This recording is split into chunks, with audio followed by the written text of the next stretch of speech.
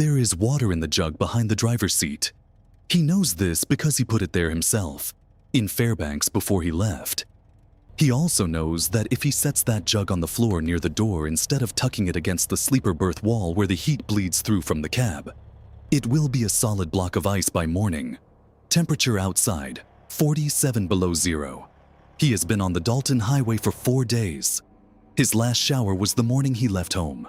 Most people, when they think about surviving in conditions like these, think about the obvious things: heat, food, fuel. They think about staying warm enough to keep moving, about whether the diesel will gel in the tanks, about whether Atigun Pass is open or closed. And all of those things are real. All of those things matter, but there is a layer of daily life on the haul road that almost never gets talked about. A dimension of the job that sits quietly underneath the drama of blizzards and ice and mechanical emergencies. It is the simple, relentless, deeply human challenge of staying clean, of washing your face when the water in your bottles has turned to slush, of changing your socks when the temperature outside means that opening the cab door for more than a few seconds is a considered risk, of managing a level of personal hygiene that, in any other context, would take about 10 minutes in a warm bathroom with running water. Out here, on one of the most remote stretches of road in North America, it becomes something else entirely. Something that experienced drivers have figured out, adapted to, and quietly mastered over years of running this route. If you've been watching this series, you know this channel is all about what's actually happening inside the cab, while the rest of the world looks out their window and sees a truck. And if this is your first time here, welcome. Most of our audience watches from TV, so if you're on a phone or a computer right now, it would mean a lot if you'd subscribe and share this with someone who might appreciate it. It genuinely helps this channel keep going and reach more people who've never thought about what it takes to do this job. Now, let's talk about something nobody talks about.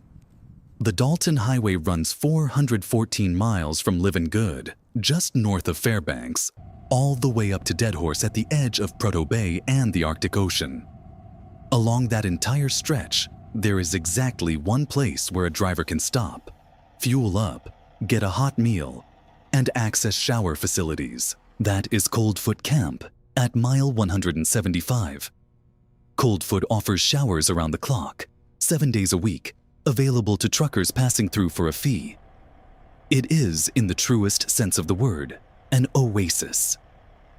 A single point of civilization in the middle of an unbroken wilderness that extends for hundreds of miles in every direction. Beyond Coldfoot, heading north through the Brooks Range and out onto the North Slope, there is nothing. No services, no facilities, no running water of any kind until you reach the work camps and industrial operations at Deadhorse, nearly 240 miles further on. And even at Deadhorse, access to showers is not automatic.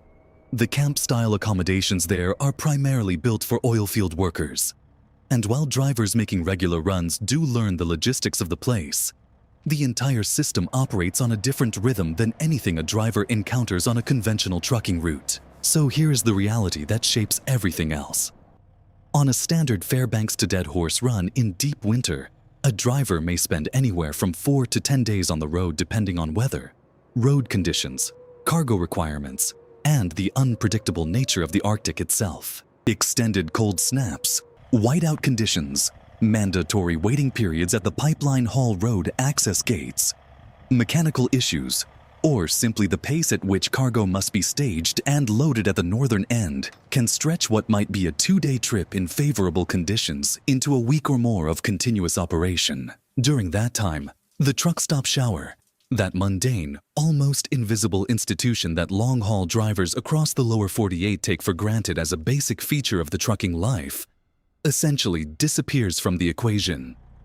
What remains is a cab, a bunk, a set of carefully chosen supplies, and decades of accumulated knowledge about how to stay clean, stay healthy, and stay functional when the world outside your windshield is hostile to human skin. The first thing you need to understand is what cold actually does to the body's hygiene equation. And it is genuinely counterintuitive. Most people assume that extreme cold means less sweating, which means less need for regular cleaning. This is partially true and almost entirely misleading. Yes, a driver sitting in a cab at ambient temperature, not doing physical labor, sweats less than someone in a desert environment. The body's cooling mechanism is not working as hard, but the other side of that equation is rarely discussed. In Arctic conditions, the skin becomes a much more active barrier against the environment, working constantly to retain heat and moisture. The body responds to extreme cold by constricting blood flow to the extremities, prioritizing the core. This process, over days, creates its own set of physiological challenges. Skin dries out aggressively in the extreme cold and dry Arctic air. Lips crack. Hands crack. Facial skin becomes tight and raw. Feet, which are often wrapped in multiple layers of socks and insulated boots and rarely get any air, develop their own microclimate that, over several days without attention, creates conditions for skin breakdown, bacterial buildup, and the kind of discomfort that moves from inconvenient to genuinely debilitating. Experienced Arctic drivers know all of this. They have felt it in their own bodies over years of running the Dalton, and they have built a system around managing it. That system starts before the truck ever leaves Fairbanks.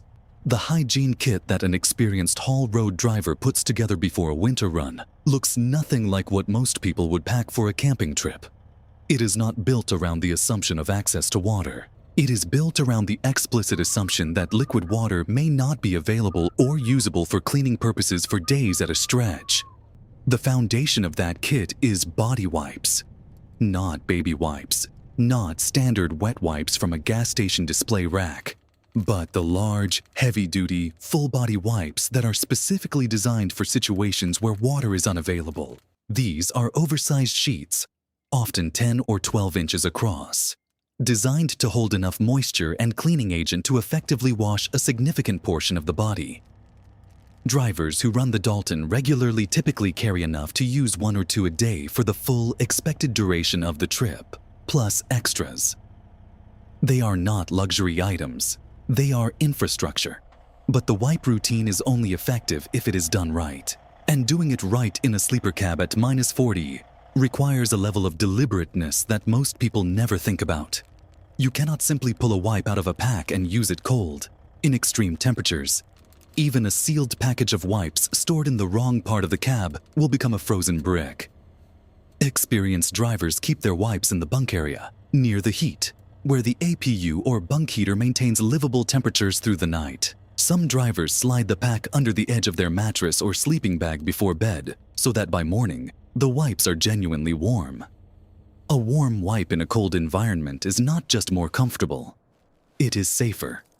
Applying cold moisture to skin at extreme temperatures and then exposing that skin to the air, even for a moment, creates real frostbite risk. The wipe routine happens entirely inside the cab, in the bunk area, with the heating system running, and it is done efficiently and systematically. Drivers typically target what are called high-priority zones first: underarms, groin, feet. These are the areas where bacterial buildup happens fastest, where odor and skin breakdown develop most quickly, and where neglect over multiple days starts to create genuine health problems rather than mere discomfort. Foot care, in particular, gets an emphasis in Arctic trucking culture that surprises people who have never spent a week in heavy insulated boots. Feet in extreme cold are essentially in a sealed environment for hours and sometimes days at a stretch. Removing boots and socks inside the warm cab, wiping down carefully, applying a good moisturizer or barrier cream, and putting on a fresh pair of socks is not a cosmetic routine. It is maintenance. Foot problems that begin as minor irritation can, over the course of a 10-day run, progress to cracked skin, open sores, and the kind of damage that makes it genuinely painful to walk to the cab door. Drivers who have made that mistake once rarely make it a second time. The hand situation is its own separate chapter. Hands on the Dalton are constantly under threat. They go from the warm interior of the cab to the brutal exterior dozens of times a day, operating fuel nozzles, checking tires, adjusting chains, handling cargo straps, scraping ice from mirrors, and performing the dozens of small mechanical tasks that keep a truck operational in these conditions. Every time a driver's hand is exposed to ambient Arctic air, the skin takes a hit. Chapping, cracking, bleeding at the knuckles. These are not unusual experiences on a long winter run. Most experienced drivers carry a heavy-duty barrier hand cream and apply it consistently, not as an afterthought, but as part of the daily routine, the same way they check their tires or monitor their fuel. The mechanical demands of the route make hand condition a functional issue, not just a comfort issue. A driver with cracked, painful hands is a driver whose grip, dexterity, and reaction time are compromised. Nobody talks about hand cream as a safety item, but out here, it is. Then there is the water problem. And this is where the physics of Arctic winter trucking gets genuinely complicated. Water freezes at 32 degrees Fahrenheit. The outside air temperature on the Dalton in January can drop to -50 or colder. Even inside the cab, the thermal management of liquid water requires active thought. A driver who sets a water bottle in the wrong place, near the floor on the passenger side, away from the heat vents, in the dead zone that gets coldest when the cab has been shut down overnight, can wake up to find that his drinking water has become unusable. The water he was planning to use to brush his teeth, to rinse his face, to take his medications, is gone. This happens to new drivers. It happens to experienced drivers who get complacent. It is one of those quiet, unglamorous Arctic realities that nobody talks about in the TV documentaries about this road. The experienced approach involves keeping all water supplies in the bunk area, physically close to the heat source, and insulated from the cold zones of the cab. Some drivers use insulated sleeves or small coolers, which sounds paradoxical until you understand that an insulated container in a freezing environment keeps things from getting colder, not warmer. Water temperature for a sponge bath or for washing the face does not need to be hot. It needs to be above freezing, and that is a standard that requires real effort to maintain when the ambient environment is fighting you at every moment. Some drivers heat small amounts of water on a cab-mounted 12-volt kettle or a portable electric cooking element, enough to get a warm washcloth cleanup that functions much like a traditional sponge bath. It is efficient. It is quiet. It has been refined over years of necessity into something almost elegant. The question of laundry is a different dimension of the same problem. A 10-day run on the Dalton generates laundry. There is no practical way to do laundry on the road in Arctic winter. What experienced drivers do instead is manage their clean clothing supply with the same forward planning they apply to everything else on this route. Before leaving Fairbanks, they pack for the full expected duration of the run, plus buffer. Socks above all. In the world of Arctic trucking, the sock situation gets discussed with a seriousness that might seem excessive until you understand the stakes. Wool socks, or technical synthetic socks with moisture-wicking properties. Never cotton, because wet cotton against cold skin is a fast path to real problems. Insufficient quantities to allow at least one full change per day, and ideally more. The same principle applies to base layers. Moisture-wicking thermal underlayers that can be worn for a day of driving and then replaced with a clean set are not a comfort luxury. They are the difference between manageable and miserable over the course of a week-long run. And then there is the toothbrushing question, which sounds almost too mundane to discuss until you realize how many small adaptations it requires. Brushing teeth without running water, without a sink, without a drain, in a cab at 30 below, turns out to be one of those small daily realities that exposes the ingenuity of the whole system. Most experienced drivers brush using a minimal amount of water from a bottle, spit into a paper cup or a small waste bag, and dispose of it as part of their regular cab waste management. This is not complicated, but it requires having the right supplies, maintaining a waste system inside the cab that does not create health or smell problems over multiple days, and keeping everything liquid at a usable temperature. Drivers who run the Dalton regularly describe a kind of continuous environmental awareness, a background monitoring of where every liquid in the cab is and what temperature it is at. That becomes second nature after a few winters on this road. The Coldfoot stop, when a driver makes it, becomes a small ritual. Coldfoot Camp at mile 175 is more than a fuel stop and a place to eat. For a driver who has been on the road for several days heading north, or several days heading south on the return, Coldfoot represents access to a hot shower, and the significance of that cannot be understated. Drivers who are making an efficient run will stop, fuel up, get a meal at the trucker's cafe, and make deliberate use of the shower facilities, which are available around the clock.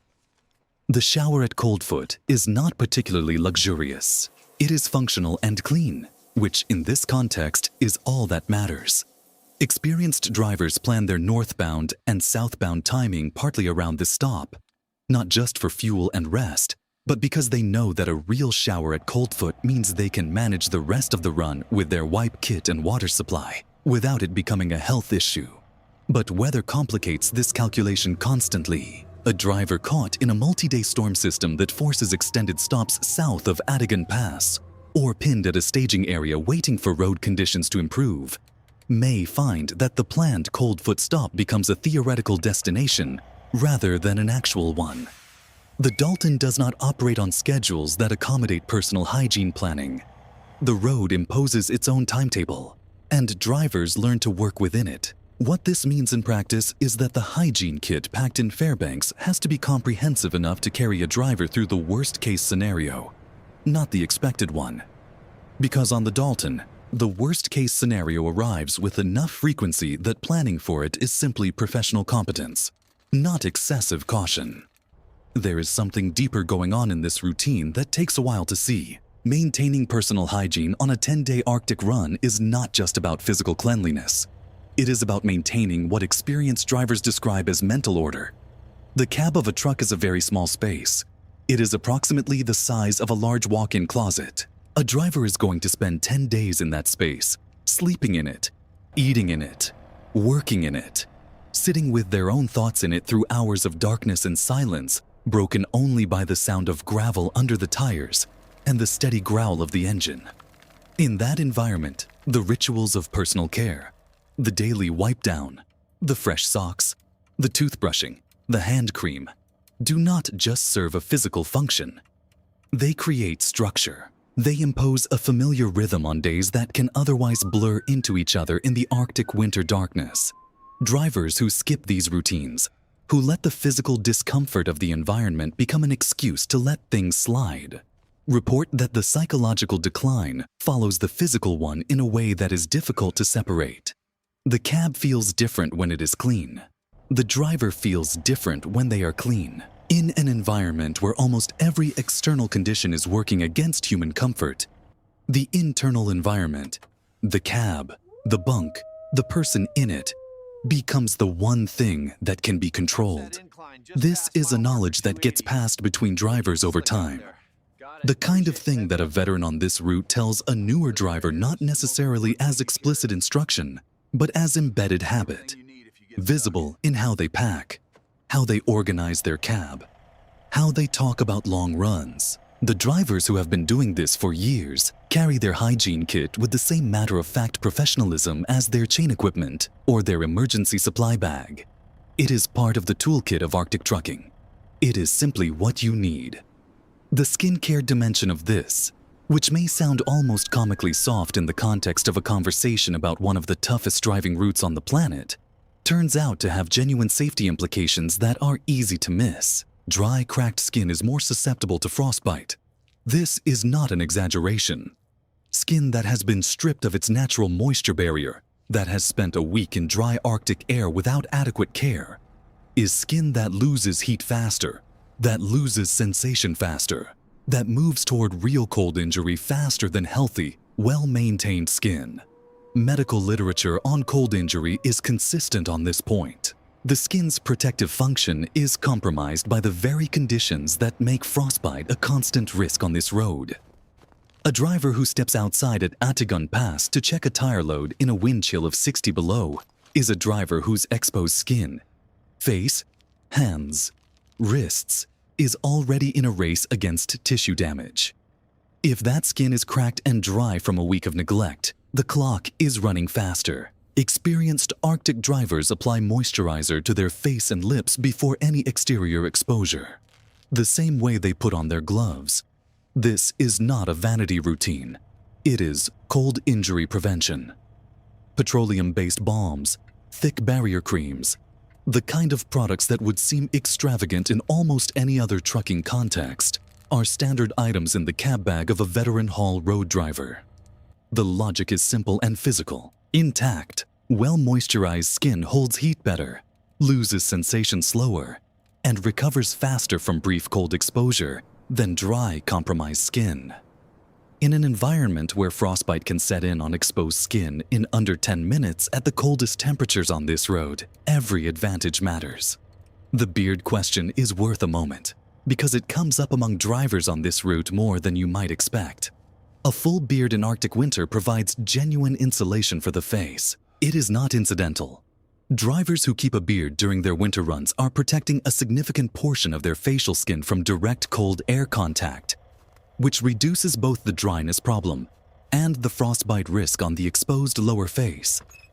The trade-off is that facial hair in extreme cold accumulates ice from breath moisture, which can be uncomfortable and in very long exterior exposures can actually conduct cold toward the skin. Experienced drivers manage this the same way they manage every other variable on the route, with awareness and with technique. Short exterior exposures with good technique are rarely a problem. Extended exterior work in the worst conditions requires full face coverage regardless of beard status.